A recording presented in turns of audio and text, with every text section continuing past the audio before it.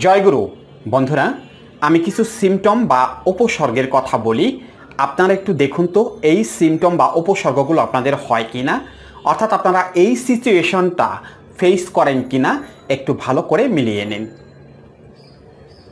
ভালো মানুষ, কোনো সমস্যা নেই, হঠাৎ করেই আপনি কোথাও বসছেন বা শুয়ে আছেন, দেখলেন আপনার বুকটা ধরফর ধরফর করতেছে, শ্বাস নিতে কষ্ট হচ্ছে, কপাল বেয়ে ঘাম ঝরতেছে। আপনি এখন কি করবেন ভেবে পাচ্ছেন না। আপনি অস্থির হয়ে গেছেন, সর্বনাশ, এখন কি একটা কিছু হয়ে যাবে কি না, এরকম অস্থির হয়ে গেছেন আপনি। কিন্তু আপনি কোনো কিছু করতে পারতেছেন না, কাউকে ডাকবেন সেটাও আপনি পারতেছেন না। আপনি ভয়ে অস্থির হয়ে যাচ্ছেন। আপনি ভাবতেছেন না জানি কি হয়ে যাবে, এখনই সম্ভবত একটা অ্যাক্সিডেন্ট ঘটে যাবে, আমি মনে হয় মারা যাব। এরকম সিচুয়েশন আপনারা ফেস করেন কি না একটু ভালো করে ভেবে বলুন তো। অনেকেই ফেস করেন, অনেকেরই এইরকম একটা ঘটনা ঘটে গেছে। এটা কোনো সমস্যা না, দিস ইজ প্যানিক অ্যাটাক। এটা হলো প্যানিক অ্যাটাক। প্রত্যেকটা মানুষের জীবনে এরকম একটি ঘটনা ঘটতে পারে। অনেকের এটা বছরে একবার বা দুইবার হয়, অনেকের 2 বছর বা 3 বছর পরে একবার হতে পারে। এটা কোনো ঘটনা না, এটা কিন্তু প্যানিক অ্যাটাক। এটা হতেই পারে। হঠাৎ করেই পালপিটেশন বেড়ে যেতে পারে, শ্বাস প্রশ্বাসের আদান প্রদানে বাধাগ্রস্ত হতে পারে, একটু অস্থির অস্থির লাগতে পারে। এটা স্বাভাবিক একটি ঘটনা, অর্থাৎ প্যানিক অ্যাটাক স্বাভাবিক একটি ঘটনা। কিন্তু এই ঘটনাটা অস্বাভাবিক কখন হয়, কখন এইটা ভয়ের কারণ হয়ে দাঁড়ায়। এই যে এরকম একটি ঘটনা একবার ঘটে যায়, ঘটে যাওয়ার পরে কি হয়, মনের মধ্যে একটা সন্দেহর সৃষ্টি হয়। তখন ওই মানুষটা মনে মনে ভাবতে থাকে, আবার যদি একটা কিছু হয়ে যায়, আবার যদি ওই রকম একটা অবস্থা হয়ে যায়, এরকম একটা সন্দেহ তার মনের মধ্যে ঢুকে যায়। এটা আস্তে আস্তে বাড়তে থাকে। দেখা গেল এটা যখন আস্তে আস্তে বাড়তে থাকে, কয়েকদিন পরে পরেই তার এই সমস্যাটা হয়ে যায়। শুরুতে কিন্তু একবারই হয়েছে, কিন্তু ওই যে ভয়টা মনের মধ্যে ঢুকে গেছে, ওই ভয়টা ঢুকে যাওয়ার কারণেই এখন তার মাঝে মধ্যেই এইরকম ঘটনাটা ঘটতে থাকে, অর্থাৎ সে মাঝে মধ্যেই এইরকম ঘটনাটা ফেস করতে থাকে। দেখা গেল কোনো কিছু না, এক জায়গায় যাইতেছে বা এক জায়গায় যাবে, ওই যে মনের মধ্যে যে একটা সন্দেহ আছে, ওই যে একটা ঘটনা যে ইতিপূর্বে ঘটে গেছে, সেই থেকে একটা ভয় মনের মধ্যে ঢুকে গেছে। এখন তাদের কাছে মনে হয় আমি মনে হয় আর বাঁচব না, আমার মনে হয় যে কোনো একটা কিছু ঘটে যাবে, এইরকম একটা ভয়, অর্থাৎ এই যে মৃত্যু ভয়, এই মৃত্যু ভয়টা তাদের অবচেতন মনে সেট আপ হয়ে যায়। তখন তারা কি করে, কাজকর্ম বন্ধ করে দেয় বা কাজে যেতে পারে না। ওই যে একটা ভয় আতঙ্ক মনের মধ্যে আসে, যদি একটা কিছু হয়ে যায়। কারো সাথে ঠিকমতো কথাবার্তা বলে না, চুপচাপ হয়ে যায়, একা একা থাকতে পছন্দ করে, দূরে কোথাও যাওয়ার সাহস পায় না। মনে মনে ভাবে দূরে কোথাও গেলে যদি একটা অ্যাক্সিডেন্ট হয়ে যায়, তখন তাদের মধ্যে সারাক্ষণ একটা মৃত্যু ভয় কাজ করে। বাস, তারা ভয়ের রোগী হয়ে গেছে, এখন তাদের আর নিস্তার নেই। এই ভয় তাদের জীবনটাকে তছনছ করে দিতেছে, তাদের জীবনটাকে নষ্ট করে ফেলতেছে। এখন তারা সারাক্ষণ ভয়ের মধ্যে থাকে। তাহলে সমাধান কি? সমাধান কি করে করতে হবে? বা ওই যে প্রথম যে ঘটনাটা ঘটেছে, যে প্যানিক অ্যাটাকটা হয়েছে, সেটা হওয়ার কারণটা কি ছিল? ভালো করে কথাগুলো মন দিয়ে শুনুন। প্রথম যে ঘটনাটা ঘটেছে ওটা স্বাভাবিক ছিল, কিন্তু ওটা কেন ঘটেছিল, ওর পিছনে একটা কারণ ছিল। কারণটা কি ছিল ভালো করে খেয়াল করে দেখেন। যাদের ঘটনাগুলো ঘটেছে, ওই ঘটনাটা ঘটার কয়েকদিন আগে থেকে যে কোনো একটা বিষয় নিয়ে আপনি খুব চিন্তার মধ্যে ছিলেন। ফিনান্সিয়াল হতে পারে, পারিবারিক ঝামেলা হতে পারে, যারা পড়াশোনা করেন তাদের এক্সাম নিয়ে হতে পারে। যে কোনো একটা বিষয় নিয়ে তাদের মধ্যে নেতিবাচক একটা চিন্তা ঢুকে গিয়েছিল, যার ফলস্বরূপ কি হয়েছিল, নার্ভাসনেস তৈরি হয়ে গিয়েছিল।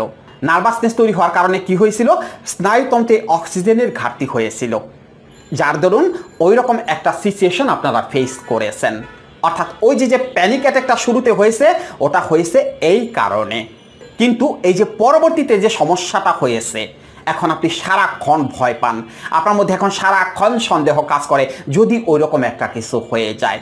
এখন আপনি ঠিক মতো রাত্রেবেলাতে ঘুমাতে পারেন না, ঘুমোতে গেলেই আপনার বুকটা ধরফর ধরফর করে কাঁপতে থাকে যদি একটা কিছু হয়ে যায়, যদি ওই রকম একটা কিছু হয়। হ্যাঁ, ঠিকই হয়। যখন এইরকম চিন্তা আগে থেকেই মনে আসে, খেয়াল করে দেখবেন ওদিনই আপনার সমস্যা হয়ে গেছে, ওদিনই আপনি প্রচণ্ড ভয়ের মধ্যে আছেন। রুমের মধ্যে কেউ নেই, আপনি একা আছেন, সিচুয়েশনটা একটু কেমন যেন মনে হচ্ছে, তখনই আপনার মধ্যে এক ধরনের ভয় কাজ করতেছে, আজকেও মনে হয় একটা কিছু হয়ে যাবে। তখন থেকেই শুরু হয় আপনার শ্বাস প্রশ্বাসের আদান প্রদানের সমস্যা, তখন থেকেই শুরু হয় আপনার রিদম স্পিরিট বেড়ে যাওয়া, তখন থেকেই শুরু হয় আপনার ঘাম দেওয়া। তখনই আপনার কাছে মনে হয় এখনই বুঝি মারা যাব, আর মনে হয় আমি বাঁচব না। এক ভয়াবহ যন্ত্রণা দ্বারা আপনি আক্রান্ত হয়ে গেছেন। বের হবেন কি করে? ওষুধ খেয়ে। হ্যাঁ, ওষুধ খেলে কিছুটা দিন আপনি ভালো থাকবেন। সেই ওষুধটা কিসের ওষুধ? সেই ওষুধটা হলো ঘুমের ওষুধ। ডাক্তার আপনাকে সর্বোচ্চ যেটা করতে পারে সেটা হলো ঘুমের ওষুধ। ব্রেনটাকে যেন কিছুদিনের জন্য নিউট্রাল রাখা যায়। ওষুধ খেলে কিছুটা দিন ভালো থাকবেন, অর্থাৎ ওই ট্রিপটিন 25 থেকে শুরু করে ইজিয়াম 10, ফিজিয়াম এগুলো খেলে কিছুদিন ভালো থাকবেন। আবার সমস্যাটা শুরু হবে, কেননা ওই যে মনের মধ্যে একটা ভয় ঢুকে গেছে, ওই ভয়টা তো আপনি দূর করতে পারতেছেন না। ওই ভয়টা দূর করার জন্য তো কোনো ওষুধে কাজ করবে না। মনের ভয়, মনের দুশ্চিন্তা দূর করার জন্য তো আসলে কোনো ওষুধ হয় না। তাহলে সমাধানটা কি করে হবে? অর্থাৎ আপনি এই যে ভয়ের মধ্যে আছেন, সারাক্ষণ আপনার মধ্যে মৃত্যু ভয় কাজ করে। এখন একটা মোবাইলে কল আসলে পরে আপনার বুকটা ধরফর করে কাঁপে, কোনো খারাপ সংবাদ আসলো কিনা, এটা দূর করবেন কি করে? এই যে সন্দেহটা ঢুকে গেছে মনের মধ্যে, এটা দূর করবেন কি করে? ওষুধ দিয়ে তো এই সন্দেহ দূর করা যাবে না। আপনাকে একটা ট্যাবলেট খাওয়াই দেওয়া হলো, আপনি এই ট্যাবলেটটা খান, আপনি একই চিন্তা আর বারবার করবেন না, আপনি কোনো সন্দেহ করবেন না, আপনি আর মৃত্যু ভয় করবেন না। আছে এরকম কোনো ওষুধ বা এরকম কোনো ট্যাবলেট? আজ পর্যন্ত কোনো বিজ্ঞানী এরকম ওষুধ আবিষ্কার করতে পেরেছে? আপনারা বুঝতে পারতেছেন না সমস্যাটা আপনাদের হচ্ছে কোথায়? সমস্যাটা হচ্ছে মনের মধ্যে, অর্থাৎ মনের মধ্যে একটা ভয় সন্দেহ ঢুকে গেছে। তাহলে মন কোথায় আছে আপনারা কি জানেন? আমি কি জানি আমার মন কোথায় আছে? মনকে কি ধরা যায়, ছোঁয়া যায়, স্পর্শ করা যায়? তাহলে তার ওষুধটা দেবেন কোথায়? ওষুধটা দেবেন কোথায় আপনি? অর্গানে যদি কোনো সমস্যা হতো, লিভার নষ্ট হয়ে গেছে, কিডনি ড্যামেজ হয়ে গেছে, ব্রেনে টিউমার হয়েছে, তাহলে স্ক্যানিং করে সেটা ধরা যেত এবং তার ওষুধ দেওয়া যেত, তার চিকিৎসা করা যেত। কিন্তু সমস্যাটা হয়েছে মনের মধ্যে, তাহলে তার ওষুধটা দেবেন কোথায়? মনের রোগের কোনো ওষুধ হয়? মনের রোগের বাবারে কোনো ওষুধ হয় না। তাহলে কি তার কোনো চিকিৎসা নেই? হ্যাঁ, তার চিকিৎসা আছে। অর্থাৎ এই ডর, ভয়, দুশ্চিন্তা দূর করার জন্য চিকিৎসা আছে, সেটা কোনো ওষুধ দিয়ে না। সেটাকে বলা হয় সাইকোথেরাপি, অর্থাৎ কাউন্সেলিং। কাউন্সেলিং বা সাইকোথেরাপির মাধ্যমে এই সমস্যার সমাধান করতে হয় বা করা যাবে উইদাউট মেডিসিন। কোনো ওষুধই লাগবে না। এই রোগীদের যদি সঠিকভাবে 3 থেকে 4টা দিন কাউন্সেলিং করানো হয়, তাহলে তারা সম্পূর্ণরূপে সুস্থ হয়ে যাবে। এখন হয়তো অনেকেই ভাবতেছেন কাউন্সেলিংটা কি বা সাইকোথেরাপিটা কি? ওটা কি কোনো মেশিন টেশিন দিয়ে দিতে হয়? না, ওটা কোনো মেশিন দিয়ে দিতে হয় না। কাউন্সেলিংটা কি? এই যে ধরুন আমি কথা বলতেছি, এটা কাউন্সেলিং। এই যে আপনারা যে প্রতিনিয়ত ভিডিও দেখতেছেন, মোটিভেশনাল ভিডিও, এটা কাউন্সেলিং। এটা সাইকোথেরাপি, অর্থাৎ শুধু কথা। একটা জায়গায় বসে থাকবেন, যেখানে কোনো লোকজন থাকবে না, অর্থাৎ ওই আধা ঘন্টা সময় যেন আপনাকে কেউ ডাক পর্যন্ত না দেয়। আপনি আধা ঘন্টার সময় চোখ দুটোকে বন্ধ করে কানে হেডফোন দিয়ে, অর্থাৎ আমরা যেটা করাই আর কি অনলাইন কাউন্সেলিং, কানে হেডফোন দিয়ে আপনি শুধু আধা ঘন্টা কথা শুনবেন। সেই কথার মধ্যে কি হবে তখন আপনি বুঝতে পারবেন। তখন বুঝতে পারবেন কাউন্সেলিং কাকে বলে। ভেতরটা আস্তে আস্তে পরিবর্তন হয়ে যাবে, আপনার ডর ভয় সম্পূর্ণ দূর হয়ে যাবে, ভেতরে আগুন ধরে যাবে, আপনি জ্বলতে থাকবেন, আপনার সাহস দ্বিগুণ হয়ে যাবে, আত্মবিশ্বাস তুঙ্গে উঠে যাবে। ওটাকে বলা হয় কাউন্সেলিং। জাস্ট কনভারসেশন, আর কোনো কিছু না, আর কোনো কিছু না। শুধুমাত্র আপনার সাথে প্রতিদিন আধা ঘন্টা কথা বলা হবে। আর কোনো কিছু না। এভাবে 7 দিন আপনার সাথে কথা বলা হবে। 3 দিন পরেই তো আপনি ব্যাকআপ করতে পারবেন, সুস্থ হয়ে যাবেন, কিন্তু আপনাকে 7টা দিন কাউন্সেলিংটা করতে হবে। এখন আপনি যদি মনে মনে ভেবে থাকেন না আমি ওষুধ দিয়ে সুস্থ হয়ে যাব, কবিরাজের পানি পড়া খাবো, তাবিজ গলায় ঝোলাবো, আমি সুস্থ হয়ে যাব, তাহলে সবচেয়ে বড় ভুল করবেন আপনি।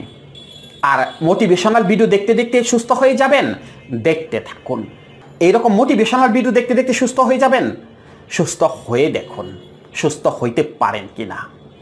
আমাদের কাছে অনেক পেশেন্টই কল করে বলে, স্যার 2 বছর 3 বছর ধরে আপনাদের ভিডিও দেখতেছি, 2 বছর 3 বছর ধরে স্যার ওষুধ খেয়ে যাচ্ছি, এই সমস্যার সমাধান করতে পারিনি।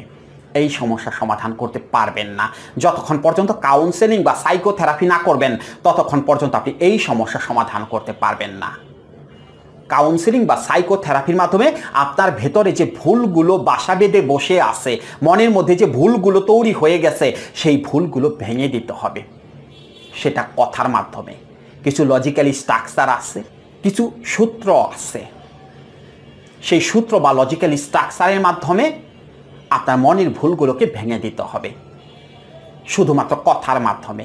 কোনো জাদু টোনা তাবিজ কবজ কোনো কিছু না, শুধুমাত্র কথা। হয়তো অনেকেই ভাববেন যে উনি কি কোনো জাদু টোনা করবে কিনা, না, কোনো জাদু টোনা না, শুধুমাত্র কথাই বলবো, আর কোনো কিছু না। আপনি সুস্থ হতে বাধ্য হবেন। কেন কাউন্সেলিংয়ে সুস্থ হবেন বা রোগী সুস্থ হয়? কাউন্সেলিং টাকা দিয়ে করতে হয়। টাকার আলাদা একটা চাপ আছে, টাকার আলাদা একটা যন্ত্রণা আছে। সেই জন্য যখন টাকা দিয়ে কাউন্সেলিং করবেন তখন আপনি আমার কথা শুনতে বাধ্য হবেন, বা যাদের কাছ থেকে কাউন্সেলিং করেন তাদের কথা শুনতে বাধ্য হবেন ওই টাকার কারণে। আর এরকম ভিডিও দেখে সুস্থ হবেন না, কারণ ভিডিওটা ফ্রি দেখা হয়। ভিডিও দেখলে মনের উপর চাপ পড়ে না। ভালো করে খেয়াল করে দেখবেন, যখন ভিডিও দেখেন তখন ভালো লাগে, একটা দিন ভালো যায়, পরের দিনই আবার সেই একই সমস্যা। কেন হয়? ওই যে ভিডিওটা ফ্রি দেখা হয়েছে, ভিডিওতে তো আমিই কথা বলতেছি, বা যারা কাউন্সিলিং করে তারাই তো কথা বলে, যারা মোটিভেশনাল কথা বলে তারাই তো আপনাকে কাউন্সিলিং করায়। তো ভিডিও দেখে কেন বের হইতে পারেন না? কারণ ওই যে মনের উপর চাপ পড়ে না, মন হালকা হয়ে যায় ফ্রি দেখার কারণে। সেই জন্য যতই ভিডিও দেখেন, সারা জীবন ভরে ভিডিও দেখতে থাকেন, মাগার বের হইতে পারবেন না। বের হয়ে দেখুন কতটা পারেন আপনারা। শুধুমাত্র সময়ের অপচয় করবেন, আর কোনো কিছু না। ভালো থাকবেন। সবার জন্য শুভকামনা রইল। জয় গুরু।